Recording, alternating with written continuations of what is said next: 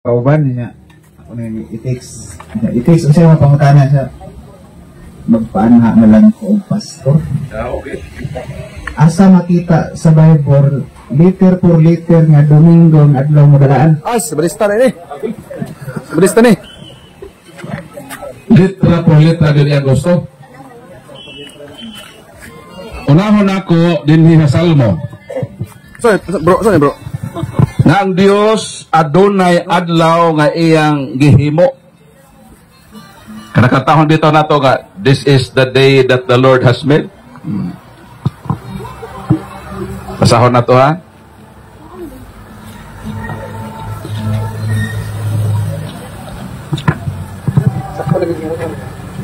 Sento 18, 20 hangtod sa 24.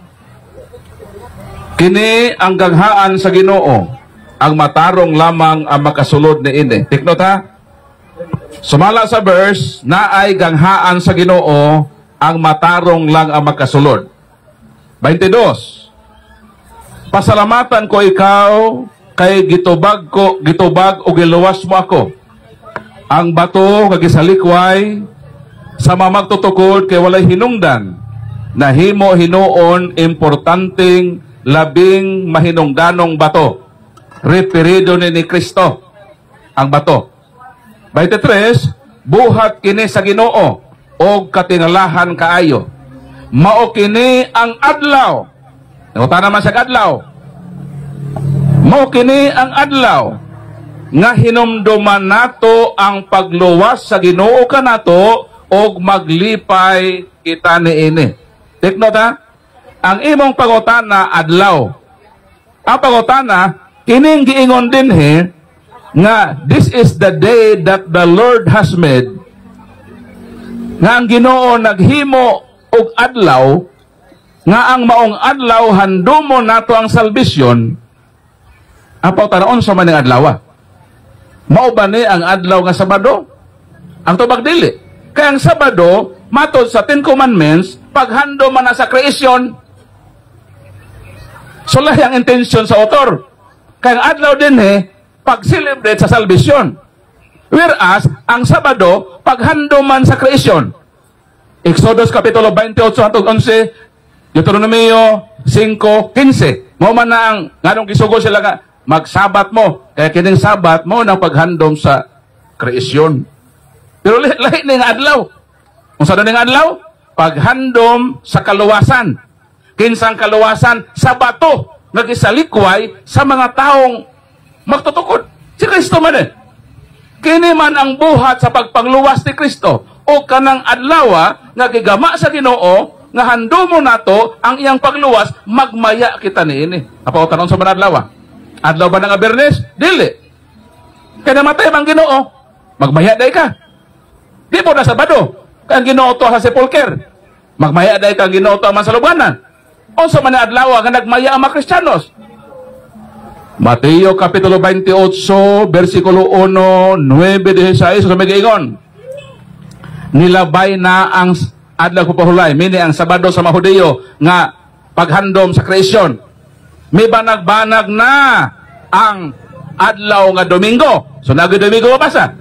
Versikulo 6 hangtod sa 9. Sa dihang nakita sa matinunan ang Ginoo nga nabanhaw, misimbas sila sa iyang tiilan ug nagmaya sila. Kung sa dinang adlaw, adlaw sa kaluwasan nga nagmaya ang matinunan kay nabanhaw ang Ginoo, adlaw nga Domingo. This is the day that the Lord has made. Matod sa atong gibasa sa Salmo, mao kinang adlaw kagihimo sa Dios, magmaya kamo niining adlaw. Mao na ang mga Kristiyanos ko imong basahon, si Kristo miapir kada adlawng Domingo. Og dito nagtigom ang mga apostoles.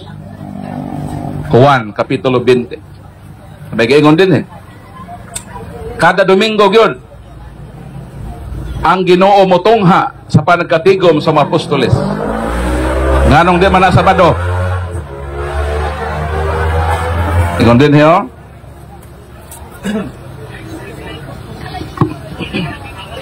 Versikulo 1.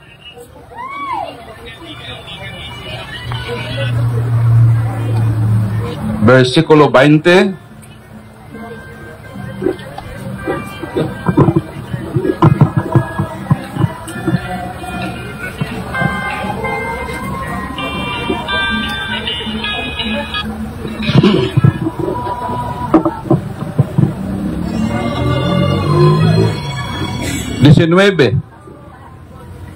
Ingon din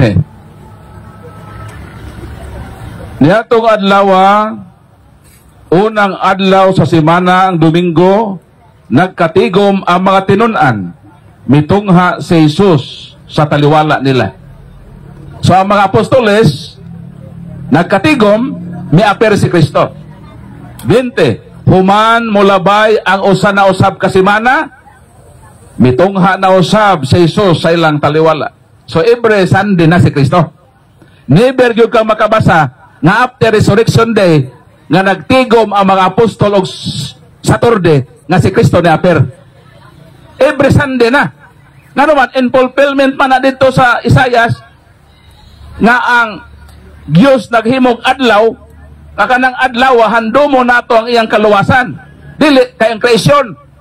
Ngayon dahil nga naghimog Ginoong adlaw kay handumo na ang kreasyon man. Ang kaluwasan. Kasama ta naluwas.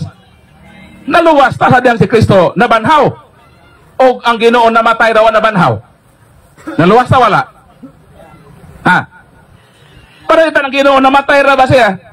Unya wa dayto nabanhaw. Ang pangutana, makahuluganon bang iyang kamatayon? Tubag daw mo. Versikulo 14, kapitulo 15 sa unang Korinto. Kung wala banhawa si Kristo, kawang lamang ang among giwali o kawang usab ang inyong pagtuo. Kung ang Ginoo igura namatay, unawa dito mabanhaw, useless ang kamatayon. Kanos anahimong makahuluganon ang kaluwasan sa dihang siya namatay, apan nabanhaw. Sa ato pa, ang pagkabanhaw importante nga selebrasyon sa kaluwasan. Para makasabot mo, anong importante yun ng culmination salvation, sa Panglaw, na imidagan o pagka-konsihal sa lungsod. Inihapay naman, sir. Inihapay sa buto ba? Lamang man sa hatanan nga mga barangay, except sa usa. Taas naman yung lamang, bro. Ang iyang gihimo, miingon siya, mag-celebrate ko kay daog na ko. Gipaihaw na niyang baboy, doha ka buok. Karon kay gihulat-hulatan samtang nang giihaw ng ihodyaka ang pinakalas nga barangay sa isolated dito man sa Gidasan. Labaw ra og usa ka boto. Ang pangutana, sakto bang iyang celebration? Ayaw pag-celebrate samtang wa pa mahuman. Ayaw pag-celebrate sa kaluwasan diha sa Bernes kay namatay pa siya. Ayaw pag-celebrate sa Sabado kay tuwa pa sa salubnganan. Kano sa ka mo celebrate? Kanang klaro na gyud nga ikaw ni daog. Ang Domingo timaan sa adlaw sa kaluwasan, nagmaya ang mga apostoles. Unsa tong adlaw gihimo sa Ginoo? Hando mo na to siya. Adlaw sa kaluwasan. Di na Sabado. Kaya ang Sabat sa Mahudiyo, adlaw man sa creation ang celebration. Mo nang Domingo ang ato, mo nang ang Ginoo, human sa pagkabanhaw, motungha na siya kada Domingo. Wa na tay mabasa nga ang mga apostoles Sabado ang ilang simba, nga gitunghaan sila sa Ginoo. Absent ang Ginoo. Pero present siya inig ka Domingo. Acts chapter 20 verse 7, we meet on Sunday to worship. Unsa ilang worship day nga mag-meet sila Sunday. Mo nang every Sunday mo present si Kristo kay simbahon si Kristo. Wala siya, absent siya sa Sabado sa Mahudiyo nga naman palayason man si Kristo pag Sabado. Asa mabasa? Lucas. Mo nang si Kristo wa na gid mo tunghag Doming Sabado kay mo nang himuon sa mga Sabadista. 4:28-30 nangasuko pag-ayo ang tanan nga didto sa sinagoga. Kinsa may moatog sinagoga? Nabay sinagoga mga Katoliko? ang moadtong sinagoga kanang nag-celebrate og Sabat. Unsay mabasa? Nangasuko ang tanan nga didto sa sinagoga sa ato pa ang mga Sabat keeper nangasuko kag Kristo. Versikulo 30. Si Jesus ngadto sa gawas sa lungsod gidalang ngadto tumoy sa bungtod. Diin natukod ang ilang lungsod aron ihulog sa sapangpang. 30. Apan miagi siya sa taliwala sa katawhan ug mipalayo kanila. Sige mo ni Kristo. Pagsud niyang sinagoga sa Hodeo nangasuko man, ihagbo man sa sapangpang. Nagpahilayo si Kristo sa mga Sabadista. Dito na siya motongha ini ka Domingo. Mo nang absensya sa Sabado sa mga Hodeo. Kung kisa may lang kisimba, ang Ginoo man sa Sabado, mo apirman sa kada Domingo, we meet on Sunday to worship and celebrate the Master Supper. Mo nang magmisa ta. Panihapon ba? Supper. Gituko ni Kristo nga, do this in memory of me.